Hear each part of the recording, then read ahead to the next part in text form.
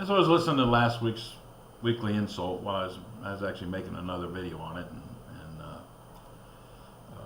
the message, something just became obvious. Something that I already knew. We all kind of already know. We've been beat up with it so much. It's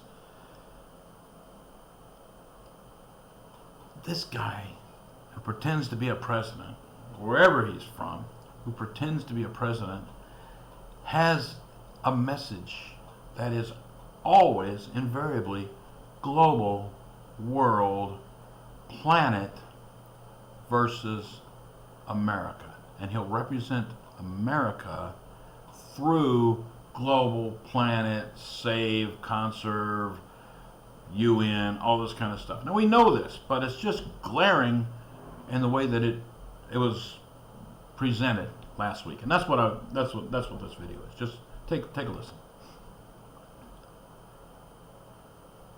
Hi everybody. Our country is home to some of the most beautiful God-given landscapes in the world. All right, first of all, this guy's talking about God. But he's a climate, he's the nature salesman. Here we go. Department of Interior, BLM, all of them, U.S. Forest Service, all of them. He's Smokey Bear. Only we can prevent forest fires. The nation's on fire, so only we can prevent it. And the only way we can do it is to lock ourselves up. We're blessed with natural treasures, from the Grand Tetons to the Grand Canyon, from lush forests and vast deserts to lakes and rivers teeming with wildlife. And we're supposed to keep them exactly like they are. Those are our assets, our resources, our wealth, and we can't touch it. We can't have it. Obama wants it. And it's our responsibility to protect these treasures for future generations, just as previous generations protected them for us. Previous generations didn't protect them for us, which is his version, his definition of protection is don't use, lock it up, seal it away, don't let the people have it. There's oil under there, don't let them touch it. That's protect. Previous generations used their resources. Even our generation, even my generation was able to use our resources until the 70s when Jimmy Carter or Nixon or whoever it was, specifically which one of the communists or global government types, the Trilateral Commission original memberships of Jimmy Carter, Gerald Ford, my win buttons, whip inflation now, whatever. All of that stuff. All of a sudden, we were out of oil. I mean, like, flip a switch. Okay, now we gotta do our even odd license plate rationing. We're out. No, we're not. No, we're not. There's plenty.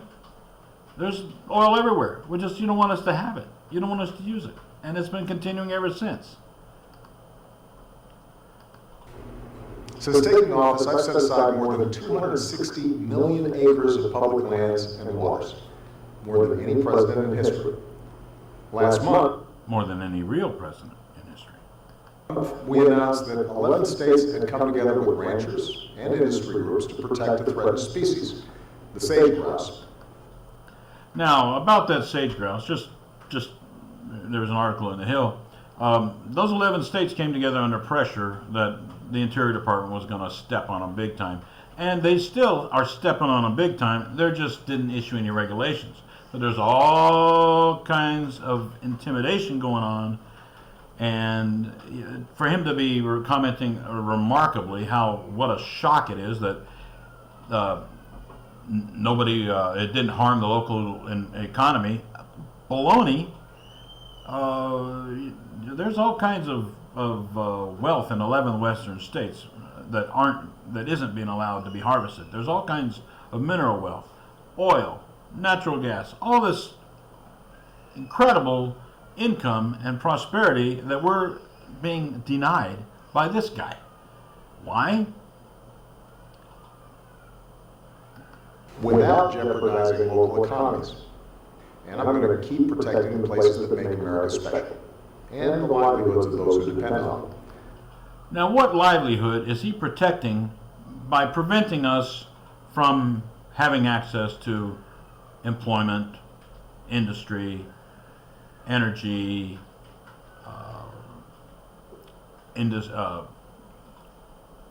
economic engines, jobs. He's not protecting anything. He's damaging it. He's a threat. We'll also keep doing what we can to prevent the worst effects of climate change before it's too late. Over the past 6 years, we've led by example, generating more clean energy and lowering our carbon emissions.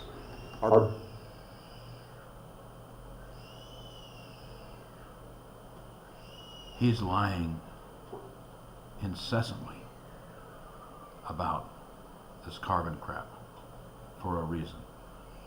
It's December. It's the takeover. It's his control oligarchy coming to get us. Sealing the deal. Businesses have stepped up in a big way, including just this past week. Some of them. These 81 businesses, who are they? Okay, let's take a look. Just a couple of them. PG&E, the H-1B violators that made the old employees train the new employees who were replacing them. Disney, same kind of thing. And by the way, PG&E's going to get the smart grid technology that supposedly is to keep the power grid leak free, but is actually so they can control what's going on inside your house through smart Energy Star green appliances that can be controlled remotely, and through smart meters, which can be switched on and off remotely by the energy company PG&E. Who else is on? Goldman Sachs. They're one of the 81. GE. They're one of the 81. GMC. General Motors. They're one of the 81. Gee, they're not even owned by the United States government anymore, and they still signed up. All of this stuff's coercion. It's deals. It's special deals. It's sweetheart deals. It's get in on it now so that you can make a ton of money, because everybody else that waits is going to get left in the dust.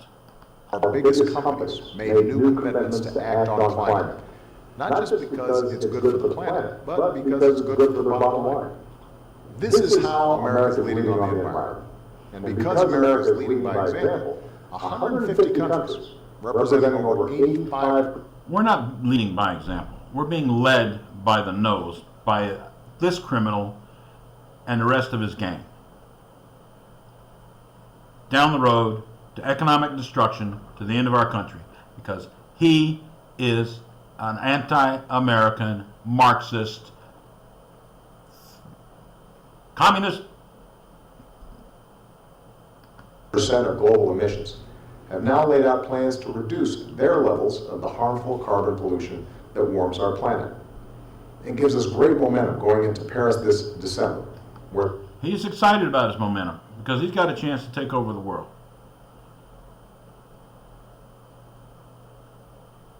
They're putting everything into it. That's why they got Pope Francis, their friggin' fellow criminal Marxist operative, trying to manipulate, twist religion to lead us down to take care of that part of the population that foolishly believes that he's somebody he's not, or something he's not. It's a plot, and it's coming together. And this scumbag, criminal, foreigner, anti-American piece of garbage is manipulating his way into the destruction of our nation. The world needs to come together and build on these individual commitments with it. It's not the world needs to do. Everything about this guy is the world needs to do it. No. He's a globalist. He's a anti-America United Nations tool. The world doesn't need to come together. Americans need to come together against this guy and his plot. Ambitious long-term agreement to protect this earth for our kids. They shut down something called the Land and Water Conservation Fund. For more than half a century, this fund has protected more than 5 million acres of land. More lies. From playgrounds to parks. More than half a century. Actually, it was 1965. It is a half a century. And it is a means of acquiring cash to acquire land. Private land, worth, he calls it a $30 billion deficit of property that Obama wants to add to his portfolio. The UN wants him to acquire, and this is his job. The United Nations has commanded that he will acquire the property of the country for federal ownership, according to Agenda 21, Agenda 2030. And he needs this money, Congress, and you're the lapdogs. Why doesn't he have it? To priceless landscapes, all without costing taxpayers a dime. It doesn't cost taxpayers a dime. It's revenue that doesn't go into the Treasury. It's $900,000 a year from oil and gas leases offshore, and that's $900,000 a year that doesn't go into our Treasury because it's going into his land acquisition fund. How is that not costing us a dime? Nearly every single county in America has benefited from this program.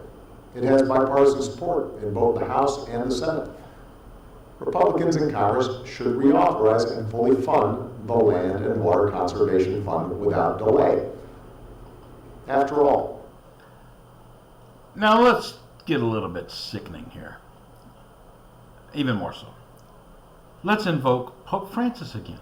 Why not? We're all now supposed to be Catholics, aren't we? As long as he's a Marxist and he's for world government, we got to all be Catholics.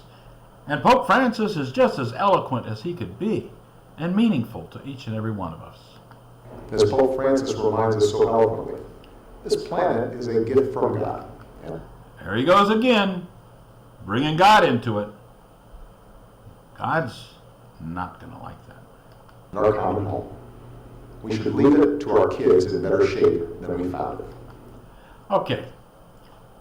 Again, he's preaching about us leaving the planet in better shape to our kids than we found it. What about the country? The country's going to hell under this criminal, anti-American, Marxist piece of trash. And he's preaching a diversion of protecting the planet, protecting the trees, protecting the oceans. That's not his dang job. His job is protecting America, and he's doing the exact opposite. He's killing America. A president, which he's not, we all know that, but a president's responsibility is to the nation, not to the doggone United Nations. A president's responsibility is to his citizens. We are not global citizens. We are Americans.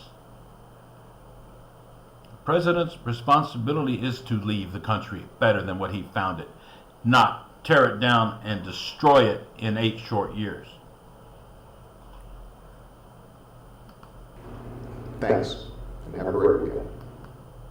There's one way to have a great weekend. Get rid of this guy. Expose this guy.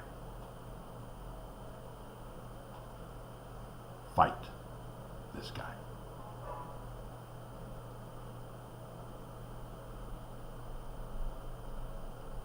Impeach this guy.